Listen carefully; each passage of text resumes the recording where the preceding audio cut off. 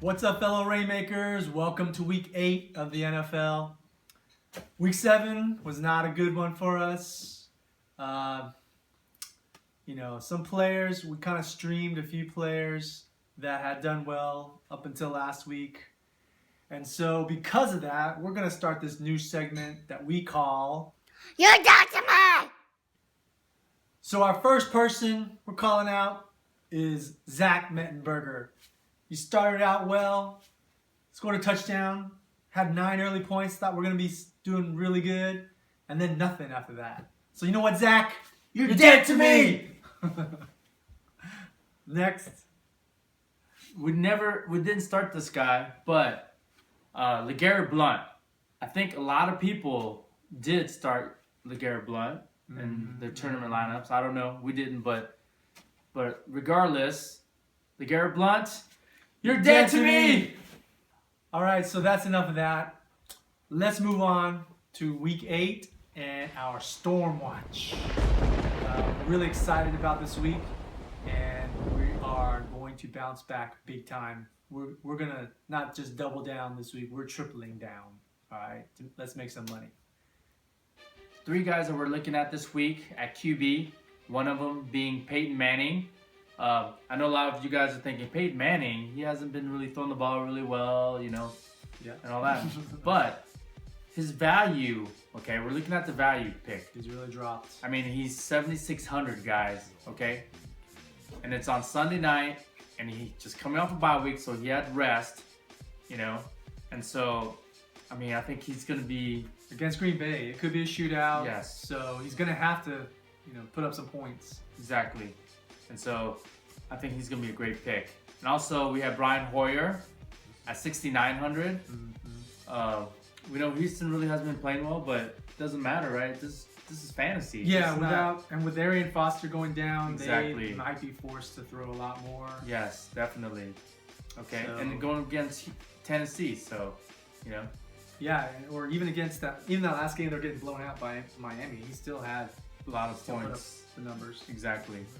And another guy we're looking at is Jameis Winston at 6,600, okay?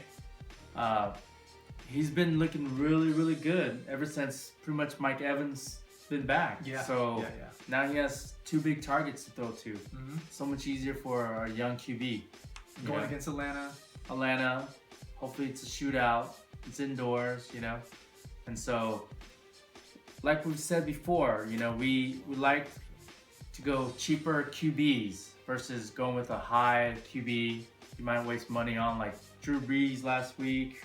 I mean, if you had Drew Brees, it was very, big disappointment there. Yeah. He's down this year.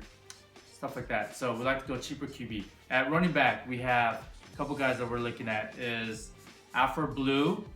The situation with Aaron Foster going out, and we know he's not gonna be the full-time running back, I guess. I mean, they do split.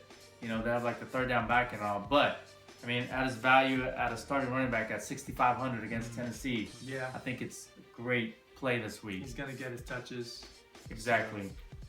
And Antonio Andrews, guys, at 5,300, another great value pick.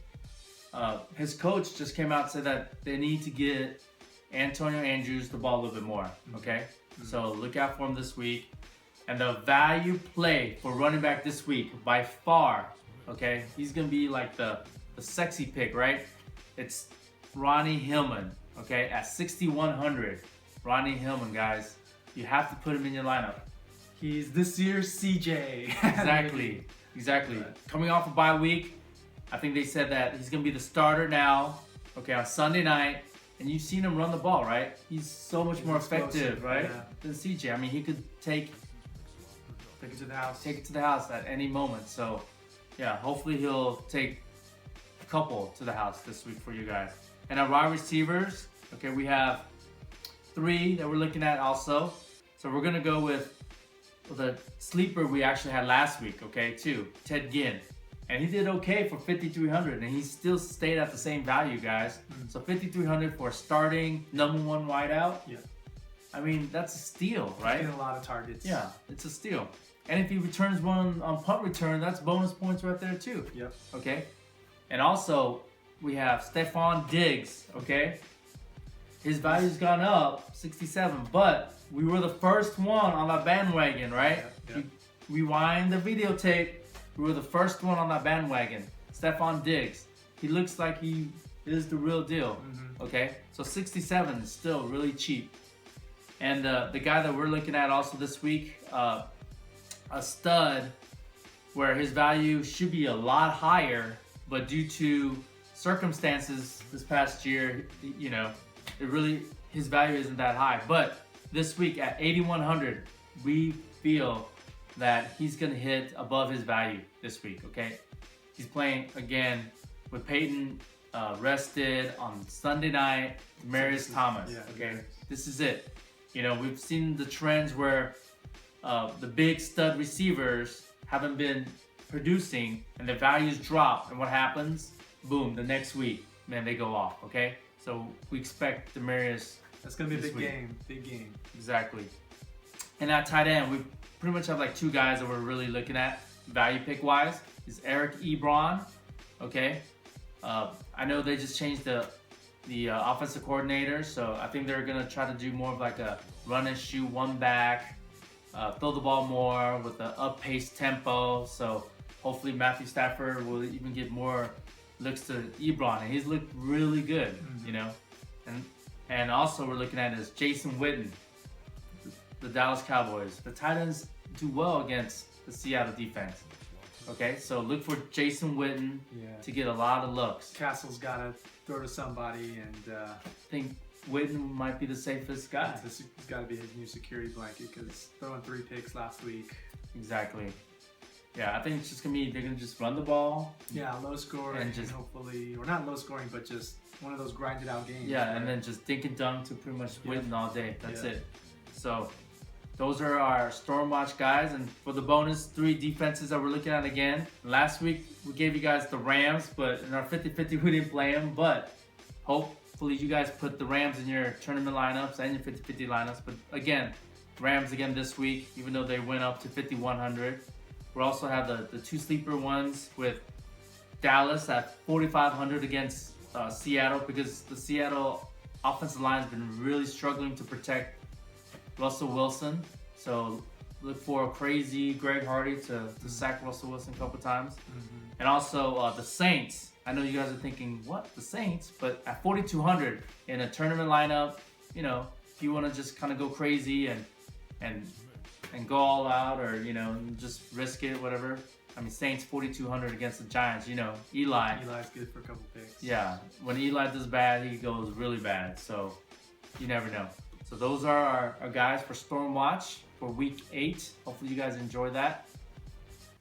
Next, we're doing something different this week. We wanted to join forces with one of our colleagues that are also daily fantasy enthusiasts. So we have a special guest on the phone right now. It's Mark Milano. He's one of the first guys that we saw with YouTube videos on FanDuel. And so thanks, Mark, for joining us. Thanks for having me, guys. Really appreciate it. Love what you guys are doing on your show. So, Mark, how did you get started into DFS? Well, a few years ago, just like, you know, almost everybody else, kind of saw a commercial, wanted to win a lot of money, thought, hey, I'm pretty good at fantasy football. I like it. So I hopped on, I tried it out, got my butt handed to me, but came back in, you know, the next season, had a pretty good week last year, and that kind of just vaulted me into continuing through the rest of the season last year. I got into NBA, NHL, PGA this year, MLB, and now I'm just addicted to it 100% and loving every minute of it. Nice. We really love it too. So let's talk about football. Who do you have on your radar as some potentially good value plays or sleepers this week? Well, on our Tuesday value play show, we're going to touch on a couple of guys. One running back that we like is Darren McFadden. As we saw this week, Joseph Randle missed time with an oblique injury. McFadden's sitting at 3,800 on DraftKings and 6,400 on FanDuel, so not too much of your cap on each site. But clearly the lead back there got tons of looks, tons of touches. I think he touched the ball, ran the ball 29 times, not to mention caught balls out of the backfield. So you're looking at a lot of value coming out of that guy. Also, and this is a big if is Zach Stacy. If there is no Chris Ivory, we got to keep an eye on there. Ivory did play this past weekend, even though he came out of the game for a little while. But if they choose to keep it safe with him, that matchup against the Raiders is pure money for Stacy. So keep an eye on him there. Also, don't like talking too much about this guy, but Nate Washington, he took all of the targets away from DeAndre Hopkins last week. He's only 3,600 on DraftKings, 5,400 on FanDuel. So he's gonna, he's not gonna get the same amount of targets and the same amount of production that he did this week. But if Cecil Shorts is out again, you're looking at Washington and Hopkins, and that's it. I mean, that's all they got there that can catch passes. So he's still gonna get his good targets, and at those prices, definitely gonna give you pretty good value at that price. Wow, some interesting choices, Mark. That's gonna make us think about our lineups for this Friday.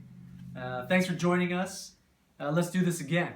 Guys, really appreciate you having me on. Hopefully we can get together again sometime soon. Good luck, and can't wait to see what you guys put together this week in your lineups. You can find Mark on his YouTube channel or his Twitter handle at @MNMilano. So that's our Stormwatch for this week. Be sure to comment down below, subscribe to our channel, like us on Facebook, follow us on Twitter, and we will have more detailed write-up at FFRainmakers.com. So good luck, and we'll see you on Friday. Baby, make it rain.